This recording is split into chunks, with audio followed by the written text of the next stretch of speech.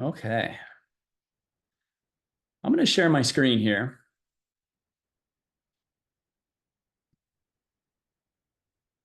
And I want to do a quick presentation and then take questions, any questions that you have.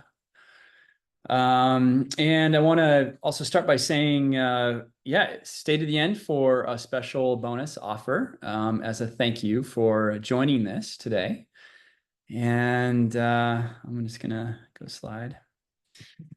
So first, let me just tell you Select Healing. Select Healing, as you may or may not know, was created out of a way to help people with pain in their bodies, aches, pains, and joints and muscles and nerve pain and things like that, which is my background. And also, of course, I'm also a life coach. And so I am able to blend kind of an emotional and physical and take an emotional and physical approach to healing chronic pain. So that's kind of why I created Select Healing, was to take a mind, body, emotion, and physical approach to healing pain, but also recognizing that physical pain comes with emotional pain, and emotional pain can come with physical pain. So they're very linked. But today I want to talk about we're going to talk about kind of some things that create chronic pain. And one of the things that are responsible for almost all muscle pulls, strains, aches, pains, back, neck pain, and so on. And I'll get into that one second. I just want to, since some of you may not know who I am, I just want to talk for a second and kind of give you my background. I'm a former college tennis player, full ride athletic scholarship to UC Berkeley. And after a couple of years, 3 years playing there, I turned pro and traveled for a while and played professionally. But I always knew that when I was done with tennis, I was going to be doing something with the body. And I thought it was pre-med. So I ended up looking into med school. But then I found a guy named Pete Egoscue. And let me just back up, because when I was in college, I had pain. I had constant pain. And even in the pros, I had back pain, lower back pain that would literally drop me to the ground sometimes when I was just walking or sometimes just jogging. So that spurred me to find answers to, of course, solving my pain. And I went to the doctors and everyone at UC Berkeley and then outside of Berkeley, and they kind of all told me the same thing, which was, they could give me drugs or surgery, or they told me to strengthen my abs and stretch my hamstrings. But the problem is I could already palm the ground and I could do 1,000 sit-ups without pain. And I still, 1,000 sit-ups without stopping, but I still had pain. So the back pain didn't go away with the traditional approaches to therapy. And that spurred me to seek other alternatives and found this guy, Pete Egoscue, and solve my pain. And I'm going to kind of tell you how I did that. And so if you're experiencing any kind of pain, whether that's neck, back pain, hip, knee, shoulder, sciatic pain, torn rotator cuff, torn meniscus, patellar tendonitis, and on, name your pain, then I'm going to tell you kind of some of the things that are behind it. And of course, ultimately, I want to show you how to solve it. But when I got into this therapy, I instead of going to med school, I worked with Pete Egoscue for several years and started my own clinic. And for 16 years, I ran and owned a clinic in San Francisco where I treated people of all walks of life with pain, every pain imaginable, and worked 2 years with a professional, an athletic team, an NFL team in San Francisco, the 49ers, for 2 seasons as a consultant. And through all of that experience, we ended up, my wife and I ended up moving to Washington, D.C. for her work. And now I consult independently. And of course, I create these programs, and I've got these online courses that I'll tell you about kind of towards the end. But let's jump into the next slide, maybe. So let's talk about pain and injury for a second. First of all, we love to blame a lot of things for our aches and pains. And one of the things we blame, of course, is age. I hear it every single day. I ask the question of, why do you think you're in pain? Well, I think I'm just getting older. Or I think, it's just old age. And the question I always come back with is, especially talking to someone about their knee pain or shoulder pain or even back pain, it's how old is the other knee? How old is the other shoulder? How old is the rest of your spine? right? And so it becomes very clear that age is not the issue. It never was. Now, I'll talk about how age plays a role, but age itself is not the problem. It's never the problem with pain. And when we blame age for our pain, it makes us not accountable for it. It means we become victims. And we don't want to do that, because the truth is you can be 50, 60, 70, 80, 90 and not have pain. In fact, there are plenty of people who are living like that. And of course, there are also 15-year-olds, 12-year-olds, 20-year-olds living with pain. So age, we have to put that aside and we have to move beyond and look deeper as to what else is there and what could be causing it. Of course, genetics is another thing that people often blame. I always like to tell the story of a woman I worked with who was blaming her father's tennis elbow for her ankle pain. And as a sign of, she was thinking it was weak ligaments and it ran in the family. And of course, I had her put her hands behind her head, pull her elbows back, take a walk, and the pain went away. So much for genetics. And again, genetics and age both have this way of making us feel like we are powerless to do anything about our pain. And it's just not true. So the last thing that we commonly blame is the sport or activity we were doing, right? So we were running and all of a sudden I got this knee pain, or I was playing tennis and I went for a ball and I pulled my hamstring. In yoga, I tweaked my back. Well, we can blame the activity, but really the activity was the accident waiting to happen. We were an accident waiting to happen. And what I mean by that is that it's not the activity that creates the pain. It's the body going into the activity that is the problem. When you have a balanced body going in and a functional body of functional muscles and joints, then you don't get hurt 99% of the time. Now, are there times when it happens? Sure, we all get injured from time to time. But again, we want to look at the deeper reason why. If we just chalk it up to age, genetics, or the sport, then it doesn't allow us to look further or really take full responsibility for our bodies and our health. And that to me is one of the most important things we can do. So I'm going to go right to this picture because we're going to talk about one of the things that does create aches or pains. So if you're dealing with any kind of pain in their back, neck, shoulder, hip, the first thing that I look at and the first thing you want to be aware of is how posture plays a role in the pain. Now, let me explain what I mean by that. As you look at these pictures here, you look at this woman on the right, and I drew a line from about her, right in front of her ankle, straight up. And these red dots, that's her ear, her shoulder, her hip joint, her knee, and her ankle, those red dots should all stack up on that red line. Now, that red line represents the line of gravity. And as gravity goes through our bodies, it should be distributed equally from head to toe. That way, all the muscles, all the joints, all the bones are stressed equally. As you can imagine, as soon as you start to change that alignment, then you change where the body is stressed, right? So in this woman's case, you see her hip joint is way forward of her ankle and way forward and in line with her head, right? So the hips have swayed forward, the shoulders sitting behind her hips, ankles are sitting behind her hips, and our center of gravity as people is right above that hip joint. So as her center of gravity is swayed forward, now we have compression on that lower back. Her head is moved forward. We have all this compression on her neck, and all the muscles of her head and neck are locking down to try and hold her head up. So when we start talking about pain, you can see how by just looking at the position of the body, we can understand some about the condition of the body, meaning the actual pain this person might be experiencing. And this is was a Division I college athlete. So imagine going into the athletics with this imbalanced body. And the posture tells us something as well about the muscles.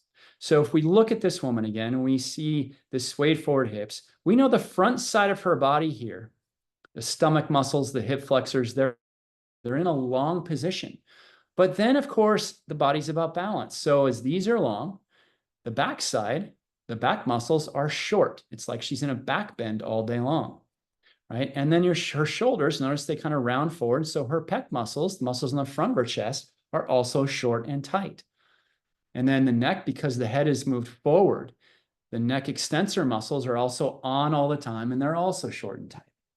So you have these muscles, some muscles that are short and tight, some muscles that are weak, some muscles that are long. And yes, go ahead. I have a question then. Was she experiencing pain? Yes, she was experiencing pain in her lower back, and she was also experiencing one-sided pain down her leg. And it's a good question because when we talk about one-sided pain, we always know there's an imbalance from right to left.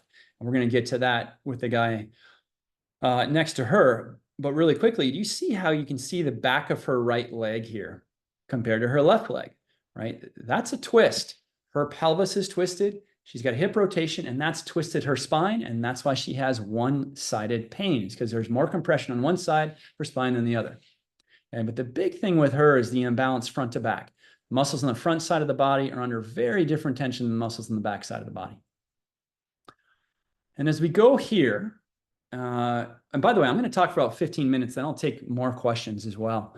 So as we go here, we see this gentleman. I put a line right in the middle of his feet. And this is where we can see a real imbalance right to left. So we see this line right in the middle of his feet, but you can see bowing here of this right leg compared to the left, right? And of course, you can imagine he might have stress on one knee more than the other. And that's exactly what one of his complaints is knee pain on one side. And you see his upper body, right? We go right to the belly button, and all of a sudden we miss his neck entirely, right? So his upper body is also shifted to the left. Now, we call that a trunk offset. And what that means that as the trunk is offset one way, we've displaced the entire upper body in a different way. Instead of being evenly balanced over the lower body, now it's stressing one side even more than the other. So we have a big weight distribution disparity between the right and left legs. So you can just see the imbalances here. And that's the point, is the imbalances right to left create tension imbalances, which creates pressure on some muscles and joints.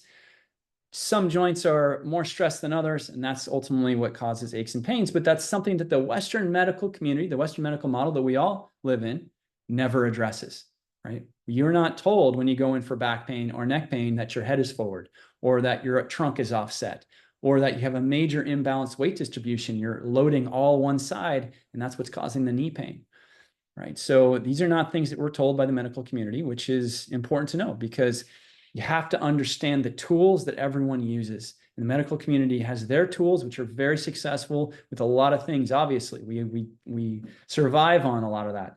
At the same time, when you're not getting well, and in terms of aches and pains and injuries especially, the answer is to treat the symptom, not the cause. And right now we're looking at the ultimate cause.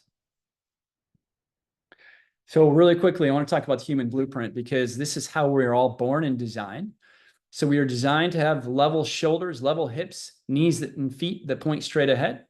And that means that, again, the right side of the body is under equal tension as the left side of the body, and also means that the right ankle, knee, and hip are under equal weight as the left knee and hip and ankle, right? So this is how we're designed. This is how we're born. You see all kids from pretty much from the time they start walking to about the time they're 5, 6, 7, they look like this. We looked like this at one point in our lives, but there are various reasons why we fall out of this, which I'll get to in a second. From the side view, of course, here we go. We've got ear, shoulder, hip, knee, and ankle on vertical load, meaning under a straight line. That way, as gravity goes through your spine, through our necks, through our backs, our hip joint, our knee joint, and our ankle joint, it's also evenly distributed. All parts of the joints are stressed, not certain parts of the joints. All parts of the spine are equally stressed, not certain parts. Now, yet there is the vertebrae on the lower spine are bigger because it's carrying the weight of the upper body, right? So the vertebrae don't have to be as thick up here as they do down here, because there's a lot less weight to carry up here. But gravity should be going through the spine equally in any case. And I included this pic because the spine should have this little S curve. So if you're dealing with back pain, one of the things that we see commonly is that the spine loses its curve in some way. Either there's excessive curve in the lower back, or excessive curve more commonly in the mid and upper back, where you see shoulders that round forward. And of course, we see heads that move forward and create this extended neck and this flat cervical spine. So when the spine is altered in any way, and muscles move bones, so when the muscles are imbalanced, they change the bone position, you fall out of alignment, and again, that causes pain. So for yourself, how do you know if you're imbalanced? Well, one of the first signs of imbalance is pain.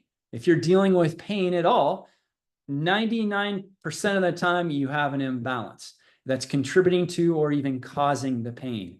Now, you're going to think, well, I fell off my bike. Well, yeah, unless it's trauma, right? Unless you were tackled by a 300-pound lineman, yes, you are probably imbalanced. And even if you did get tackled by a lineman, you are now definitely imbalanced because that's a big hit. 1 foot, you can stand up or even just sitting down, look at your feet. Does 1 foot turn out more than the other? That's a sign of imbalance. One shoulder that's lower, one hip that's higher. If you're looking in the mirror and you're looking at your hips, look for one hip. Does it look like it's sitting higher? Does your short line sit higher? Of course, any rounded forward shoulders, that's an imbalance.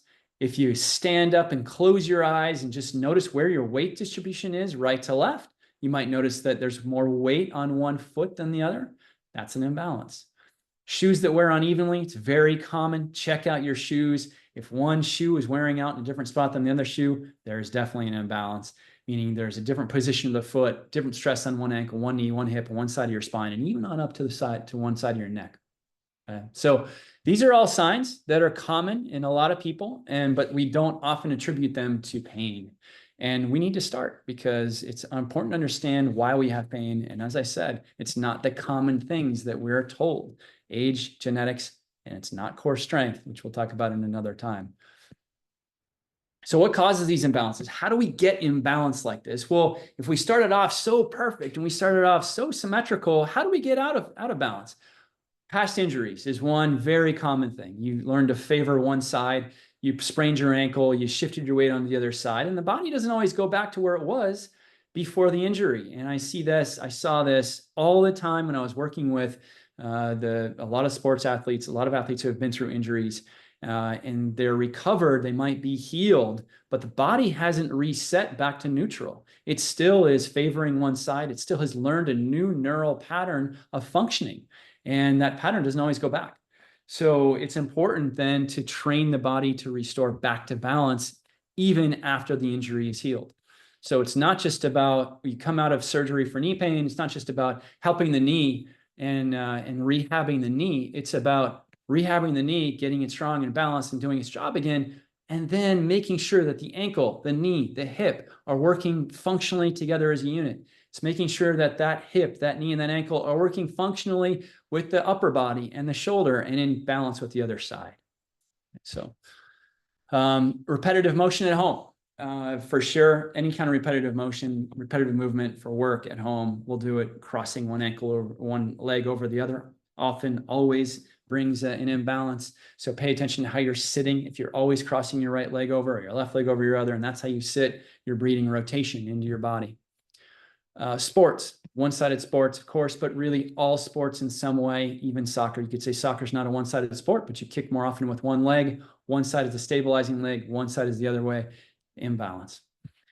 So, and then strength training, especially because we train the mirror muscles, and as strength training, weight training is a great way to train imbalance. So you want to make sure, just as a side note, when you're training, vary your activity, vary your sports, vary your training and your weights and your strength demand. Use a trainer if you can, who's going to take you through a lot of different things rather than leaving it up to us, meaning you and me, just to go to the gym and work out the muscles that just look good, which is fun, and we get good at it, but we train imbalances that way, and that leads to pain.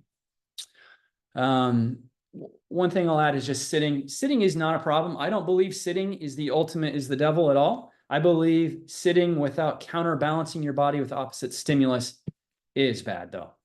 And so sitting itself isn't the problem. But if you're not getting that varied stimulus, meaning you're not getting the opposite stimulus to your body, then you will start to develop an imbalance. So you can sit all day long if you want, but you've got to get up, you've got to move, you've got to take your body through full range of motion. Because when we're sitting, our hips are in flexion, our upper bodies are in flexion, our heads are forward, the front side of the body is usually short. We need to activate the back side of the body, the full range of motion of the hip joint, the full range of motion of the shoulders and the spine. And as long as we can do that regularly, sitting shouldn't be a problem.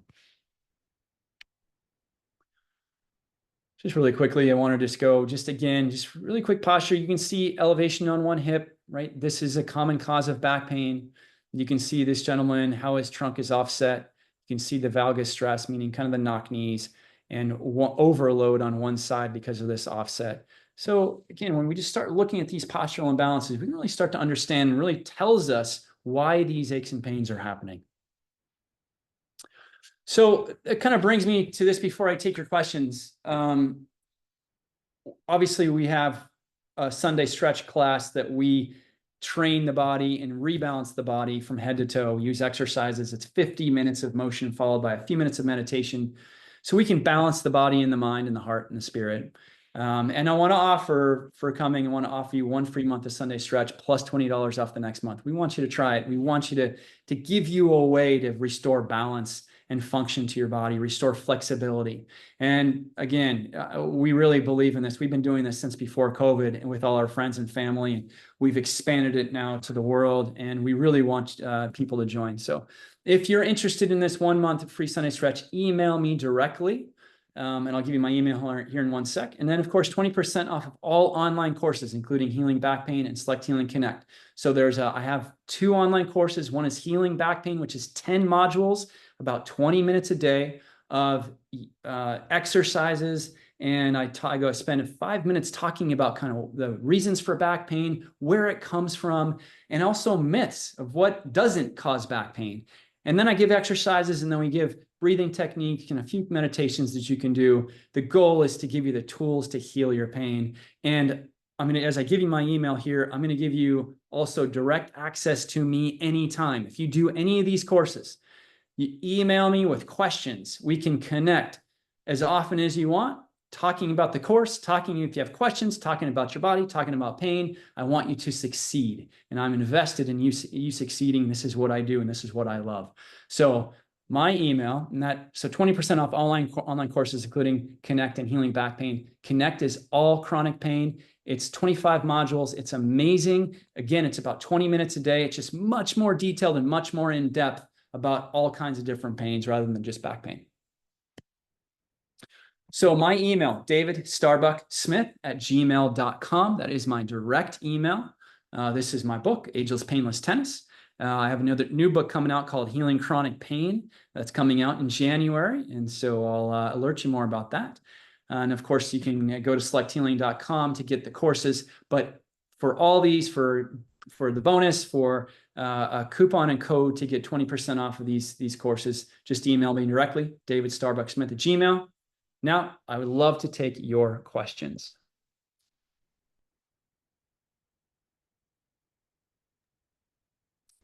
David, thank you. Reese, yes. So I have a question. I recently was diagnosed as having a bulging lumbar disc, and it was during a completely unrelated MRI for a different issue, and got the radiologist's report back, and it said, oh, and by the way, you have a bulging lumbar disc. Let me know if you'd like a referral to an orthopedist for treatment. And I thought, oh, wow, okay. Didn't know about that. Obviously it was visible. So there's something there. And yeah, I think my low back gets a little tweaky, especially if I'm not practicing yoga as much as I should, or maybe if I'm like sitting around and not moving around much. But, it made me think and made me wonder, they're automatically referring me over to an orthopedist, which to me would mean surgery. I don't know how else you can really repair a disc that's bulging since it's soft tissue. But, am I going to cause myself long-term issues if I don't deal with it or treat it now and go to see a doctor? I feel okay, and I'm doing the things I feel like I should be doing to take care of my body. But, it makes me wonder, the doctors the experts? They're the ones that should know what I should be doing. So anyway, just Thank curious. you for your question. Great question. And very common, by the way. Obviously, a lot of people have herniated discs, and this is the important thing to know. The doctors saw in your MRI a bulging disc. They referred you to the orthopedic surgeon or the orthopod and said, go get this checked out. But here's the thing, and this is scientific fact, is that over 60% or more of the time, you can have a bulging disc and not have pain. In fact, you can have a bulging disc, you can have a torn meniscus, you can have a torn rotator cuff, so on. you can have these things and not have pain. This is scientific fact. And so when you're talking about having a bulging disc, it's estimated that at a certain age, after the age of 40 and above, most people, up to 75% to 80% of people, will have a bulging disc and be walking around and not even know it. Now, when do you know it? Not with back pain. In other words, the bulging disc and back pain do not go hand in hand, and here's why. Bulging disc matters when you start to impinge the sciatic nerve. So the sciatic nerve comes out the 5 lumbar vertebra.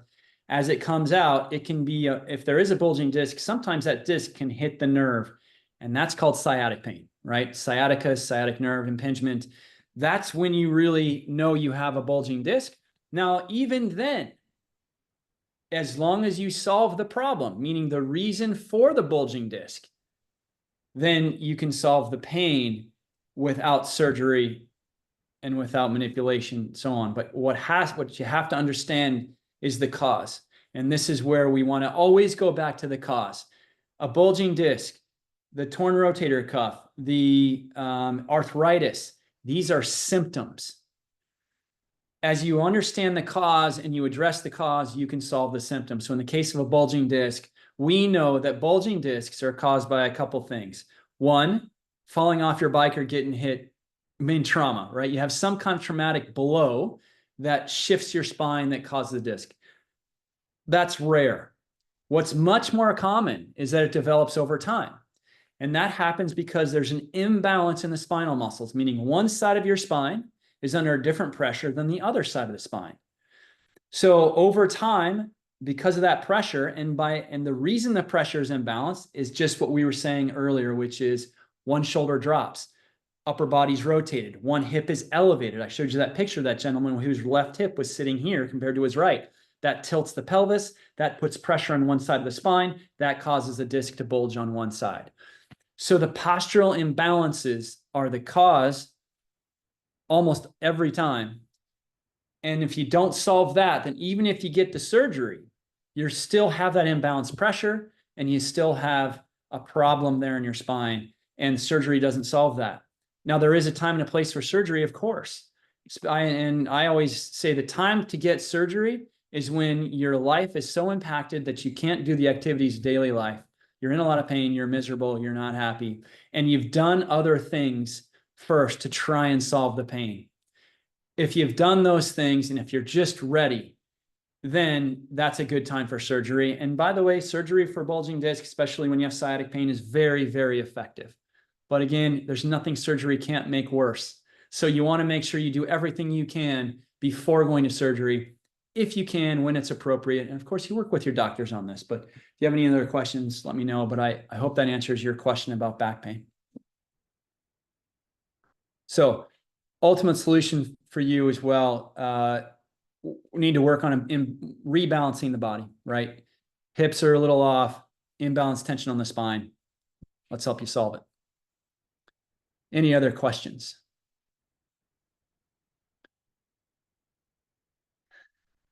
Anyone else? Grace. I don't think my microphone works on my headset, so I don't really have any questions. I just wanted to do this, and I thought your presentation was great. So thank you. Thank you. It's wonderful to see you. You too. Okay.